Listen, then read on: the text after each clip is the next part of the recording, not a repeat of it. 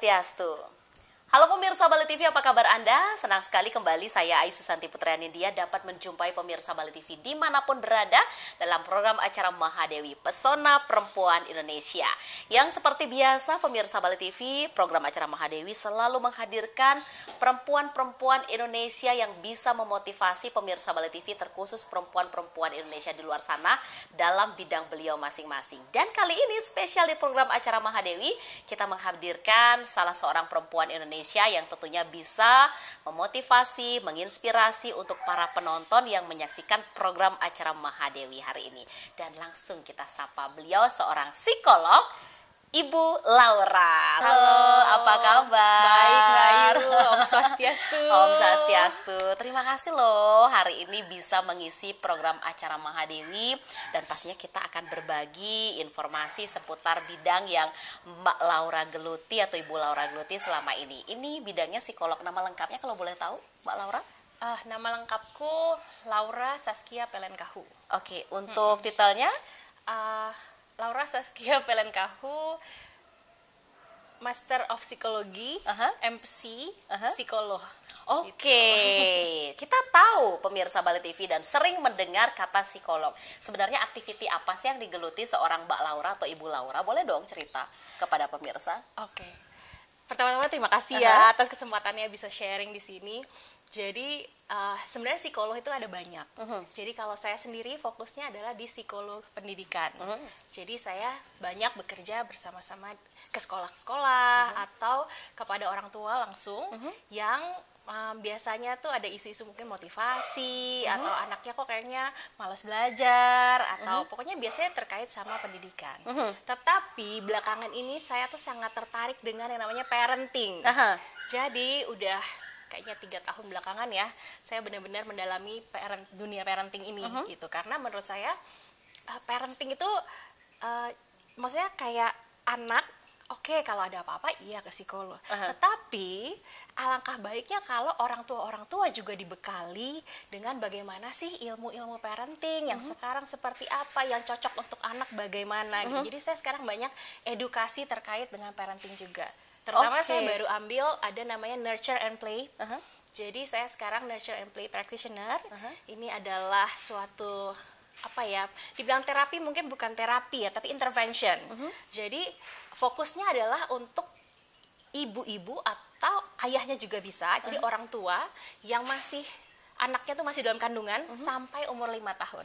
Jadi gimana kita mempersiapkan mereka supaya mereka bisa lebih memahami anaknya, sehingga mereka akhirnya bisa memenuhi apa yang menjadi kebutuhan anaknya. Nah, ini good sekali loh pemirsa. Jadi bukan anak saja yang diarahkan, tetapi orang tua pun butuh pengarahan agar bisa menjadikan putra-putri beliau sehat mental dan menjadi putra-putri yang terdidik menjadi harapan bangsa ke depannya, seperti itu ya.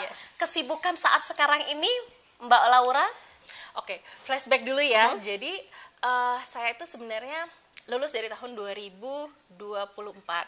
Jadi master psikologi ya, gitu, psikolog pendidikan. Nah, di situ saya bersama teman kita membangun sebuah biro namanya Biro Psikologi. Gitu. Jadi kita ya itu tadi ya berhubungan langsung sama orang tua dan juga kita masuk ke sekolah-sekolah gitu untuk memberikan edukasi.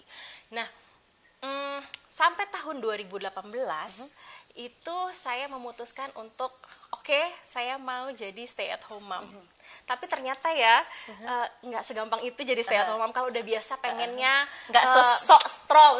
Nah gitu, ngurus anak di rumah ya. Ternyata menyenangkan. Sangat menyenangkan ya gitu. Kebayang. Jadi, tapi maksudnya gini, menariknya adalah selalu ada namanya blessing in disguise ya gitu. Kita waktu itu terjadi pandemi, COVID segala macam. Jadi waktu itu saya pindah dari Jakarta, kita pindah ke Makassar. Nggak lama, setahun kemudian atau 2 tahun kemudian datang COVID gitu. Nah, blessingnya adalah ketika datang COVID kan semua serba online ya. Orang-orang jadi lebih terbiasa online. Ternyata jadinya saya bisa sharing lagi di Instagram Live, tentunya nanti diajak untuk secara Zoom ngisi kadang-kadang juga bahkan ngisi parenting di beberapa perusahaan, kadang mereka untuk karyawannya juga gitu. Jadi sangat menarik di mana ternyata kita tuh masih bisa ya gitu, walaupun udah bilang mau jadi stay at home mom, tapi ternyata masih bisa melakukan sesuatu gitu. Walaupun di rumah ini ilmu psikolognya masih terpakai dengan cara yang berbeda, tergeser oleh pandemi COVID terjadi kemarin ya. Serba online, serba Zoom, semua via telepon, dilarang bertatap muka, dibatasi untuk kegiatan. Ternyata semua itu membantu mengembalikan posisi seorang Mbak Laura kembali ke dunia psikolognya dengan cara yang sedikit berbeda dengan sebelumnya. Dan gini, ketika kita passionate terhadap sesuatu ya, kan saya memang sangat passionate lah di bidang parenting itu akhirnya ya, setelah punya anak terus mendalami lagi gitu, saya jadi sangat passionate bidang parenting. Langsung aplikasi untuk parenting ke anak sendiri ya. Gitu ya. Dan menariknya dengan setelah COVID ini, jadi terpikir bahwa kita ketika mau berdampak, ketika kita mau memberikan sesuatu kepada orang lain, itu ternyata jadi lebih mudah gitu. Kita tinggal menggunakan sosial media kita, lalu kita sharing apa yang kita sukai sebenarnya. Jadi waktu itu saya banyak melakukan bermain dengan anak. Jadi secara edukatif, itu gimana sih yang meningkatkan kemampuan berpikir bagaimana, yang meningkatkan kemampuan motorik bagaimana. Jadi saya sharing, jadi sebenarnya saya membersamai anak saya sambil ya dikit-dikit ya foto-foto, sambil di video-video, akhirnya saya sharing gitu. Dan ternyata ya bukan berarti banyak followernya ya, tapi maksud saya ternyata itu menyentuh beberapa orang juga yang kadang-kadang oh ya aku terinspirasi loh gitu. Dan bahkan ada juga jadinya yang mengajak collab gitu untuk oh ya bisa sharing nggak tentang bisa jadi bermain narasumber sama nggak gitu ya. Iya gitu, menarik ya. Maksudnya Maksudnya kayak ketika kita benar-benar passionate terhadap sesuatu, just do it gitu. Lakukan ya. Lakukan aja, cari cara, banyak kok cara gitu. Walaupun mungkin pada saat itu saya tidak menjalankan apa ya, profesi psikolog yang namanya psikolog yang berpraktek, yang ideal ya, yang ideal, yang berpraktek, tetapi kita tetap bisa loh ternyata. Oke, banyak cara untuk menjalankan seorang profesi psikolog itu sendiri. Pemirsa, semakin menarik perbincangan kita di program acara Mahadewi bersama Mbak Laura. Tentunya kita akan kembali sesaat lagi setelah jeda informasi berikut ini untuk Anda. Ya, pemirsa, masih di program acara Mahadewi Pesona Perempuan Indonesia. Masih bersama Mbak Laura, seorang psikolog, dan masih bersama segudang aktivitas beliau yang tentunya dari musim pandemi COVID kemarin bergeser, walaupun beliau stay di rumah, fokus kepada buah hati beliau, tetapi beliau masih tetap bisa menjalankan profesi beliau sebagai psikolog dan makin sering diundang menjadi seorang narasumber ya. Mbak Laura, tadi kita terputus sampai kesibukan yang digeluti sekarang. Di samping kesibukan dengan buah hati tercinta, aktiviti yang lebih sering di-share sekarang di media sosial, menginspirasi perempuan Indonesia di luar sana, terutama untuk ibu-ibu yang aduh gimana sih cara ngurusin anak ya. Enakan kayaknya kerja di luar daripada nemanin, aduh heboh sendiri anaknya. Banyak keluhan ibu-ibu di luar sana yang tentunya menginginkan anaknya dalam posisi yang kamu harus baik, kamu harus taat sama ibu, tapi anak-anak kan nggak bisa dibegitukan ya, lari ke sana ke sini, hobinya apa, ibunya mau diem, dia nggak mau diem. Gitu loh pemirsa, kok jadi curhat ya? Silakan Mbak Laura. Oke, jadi gini, anak saya kebetulan sekarang udah kelas 1 SD. Jadi saya udah melihat, oh saya punya spare waktu yang lebih banyak nih. Karena dia sekolah udah sampai siang. Untuk karir maksudnya? Untuk karir gitu ya, udah jadi lebih banyak nih jadinya. Jadi saya tuh kemarin ini baru ngambil lagi, ya emang namanya passionate ya. Jadi kalau ada sesuatu yang baru dan kayaknya sesuai dengan apa yang menjadi passion visi kita ya. Iya, passion dan visi itu jadinya oh ya oke gitu. Jadi saya kemarin ambil course namanya Nurture and Play Practitioner, untuk menjadi Nurture and Play Practitioner. Berarti lanjut sekolah ini? Iya, ya lebih ke course lah ya gitu, course kurang lebih hampir setahun gitu untuk dapat, dan ada praktek-prakteknya juga gitu ya. Dan ini kan langsung dari Finland memang, dan yang menarik memang ini tuh masih baru, baru dalam arti di Indonesia masih baru gitu ya. Saya sendiri masih angkatan pertama dan di Bali juga baru pertama gitu. Jadi sebenarnya saya lagi excited sekali untuk memperkenalkan si Nurture and Play ini. Kenapa? Karena tadi kan ya sempat dibilang pengennya anaknya baik, tapi kok waktunya nggak banyak dan udah stres sendiri duluan gitu ya. Nah sebenarnya di Nurture and Play ini kita jadi gini, anak akan lebih mau mendengarkan kita ketika kita ada connection sama anak. Anak merasa dekat sama kita. Nah, Nurture and Play ini membantu kita untuk kita bisa dekat sama anak. Walaupun bisa aja waktu kita nggak banyak. gitu. Jadi kayak bisa menjembatani nih supaya orang tua lebih peka aja kebutuhan anak apa. Anak saya begini tuh dia pikirnya apa ya? Dia maunya apa ya gitu. Jadi sekarang saat ini saya lagi mengembangkan ini di Bali gitu. Nurture and play. Untuk sementara masih mulut ke mulut, masih nanti sih rencananya akan mencoba untuk bekerja sama ke beberapa institusi ya supaya lebih masuk lagi gitu. Tapi sekarang ini masih praktek pribadi untuk nurture and play dan kita ke rumah-rumah gitu. Karena dia modelnya kayak kita pertemuan 6 kali, 7 kali gitu. Oke, kalau dengan pandemi COVID sudah mereda seperti saat sekarang ini, untuk tatap muka kembali dengan pasien-pasien yang memerlukan psikolog, Mbak Laura masih lakukan kah sekarang? Dengan kesibukan bersama Bu Hati? Sekarang masih, tapi lebih fokusnya kalau dulu kan saya yang kayak ada tes psikologi segala macam, tapi sekarang mungkin berjalannya dengan ini semua ya. Shift saya tuh udah lebih shift gitu memang. Saya lebih shift ke edukasi parenting, konsultasi parenting. Sekarang lebih ke situ. Oke, gitu. edukasi buat penonton yang mungkin sangat awam sekali dengan dunia psikolog. Sebenarnya dunia psikolog itu dunia yang seperti apa sih? Orang yang bagaimana sih yang harus datang ke psikolog, menemui psikolog, harus ngobrol dengan ahlinya. Kan tidak semua bisa digolongkan, oh wajib nih datang ke psikolog, perlu konsul, kan tidak semua. Sebenarnya orang yang seperti apa sih Mbak Laura disarankan untuk datang dan ngobrol-ngobrol banyak dengan seorang psikolog? Edukasi juga nih untuk penonton kita yang mungkin agak awam. Pertanyaan saya gini, kalau ke dokter itu kalau sakit aja atau kita ada general check up juga? Ada general check up bagi beberapa orang saja. Tapi sebagian besar yang ke dokter kalau ada keluhan. Nah, pada dasarnya saat ini masih sama ya sayangnya. Karena sebenarnya gini, general check up itu sangat perlu kan? Benar. Untuk antisipasi, preventif. Itu dia, preventif. Jadi sebenarnya yang ke psikolog itu nggak harus tunggu bermasalah. Justru misalnya konsultasi untuk bisa menghadapi nantinya dengan lebih baik itu bisa. Bahkan kita sekarang bisa check up mental health kita. Kita tuh lagi kayak gimana gitu. Jadi belum tentu sebenarnya kita, maksudnya gini, kadang kita merasa baik-baik saja, tapi sebenarnya enggak gitu. Itu sangat mungkin. Jadi kalau ditanya siapa sih yang perlu ke psikolog, semua orang sangat bisa untuk ke psikolog. Sangat bisa.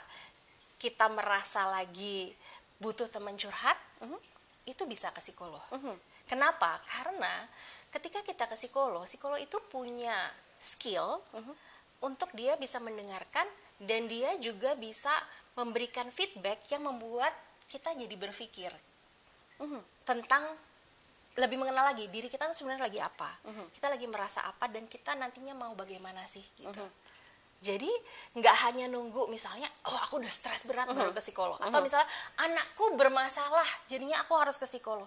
Sebenarnya nggak seperti itu. Kemarin ini ada yang konsul secara online, bahkan anaknya sebenarnya nggak bermasalah, tapi dia lebih konsul untuk mau mencari sekolah yang tepat untuk anaknya. Gitu. Fashion yang pas untuk buah hati. Iya, jadi kayak nggak bakat perlu ya? kenapa-napa. Ini anaknya baru mau kelas 1 SD. Jadi mencari anakku tipenya gimana, sekolah yang bisa mensupport anaknya itu jenis sekolahnya jadi bagaimana, yang harus dicari seperti apa. Kan itu berarti nggak ada masalah yang, maksudnya bukan anak yang bermasalah gimana-gimana ya gitu. Jadi seperti itu pun bisa. Termasuk tadi yang parenting tadi. Makanya saya banyak sekarang ini lebih ke edukasi parenting, yaitu untuk mempersiapkan jangan sampai malah tunggu kenapa-napa dulu gitu. Baik, berarti ini sudah orang tuanya sudah disetting agar mempersiapkan anaknya tumbuh menjadi anak yang lebih baik dari harapan ya. Jadi orang tuanya harus strong duluan untuk mempersiapkan anak yang juga luar biasa ke depannya. Dari awal menjadi seorang psikolog sampai saat sekarang ini, entahkah bertatap muka langsung, entahkah online, entahkah menjadi pembicara atau narasumber. Pengalaman yang paling menarik yang pernah seorang Mbak Laura alami? Yang menarik ya? Satu aja di antara 1000 mungkin ya. Ketemu pasiennya bagaimana satu aja. Sebenarnya mau ngomongin bukan pasien tapi gini, yang menarik sebenarnya ketika menjadi narasumber. Pada waktu itu saya memang paling baru 3 tahun 4 tahun jadi psikolog. Terus bicara soal parenting waktu itu. Kalau sampai saat sekarang ini sudah berapa tahun dijalani? Berapa tahun ya? Saya dari 2004. Sekarang 2004. tahun 2020 tahun ya. 20 tahun. Ya, sekarang udah 20 tahun ya. Lanjut Gitu. Mbak Nah, Laura. jadi waktu itu kayak baru 3 tahun 4 tahun ya gitu. Bawain. Dan ya kadang sedihnya orang melihat dari masih muda gitu ya. Jadi bawa nih seminar untuk orang tua. Ada dong yang tiba-tiba nanya, tahu apa? Kamu udah punya anak belum? Nikah aja belum Mbak waktu itu. Aduh. Tekanan mental. Oh, psikolog bisa, psikolog juga manusia. Terus Iya saat itu cara seorang Mbak Laura, psikolog, menghadapi tipe penanya seperti itu. Ya akhirnya kita edukasi lagi bahwa memang kan saya di sini sebagai ahlinya yang berbicara mengenai parenting pada waktu itu. Dan kita untuk bisa berbicara tentang parenting kan bukan dari pengalaman saya. Saya bicara dari sudut pandang keahlian saya kan. Saya sebagai praktisi, saya bertemu dengan banyak klien, saya bertemu dengan banyak keluarga, sehingga saya juga punya kompetensi untuk berbicara mengenai hal ini. Walaupun saya belum ini, jadi saya lebih ke edukasi ke situ. Tapi memang pada saat itu shock berat sih, kayak yang gitu.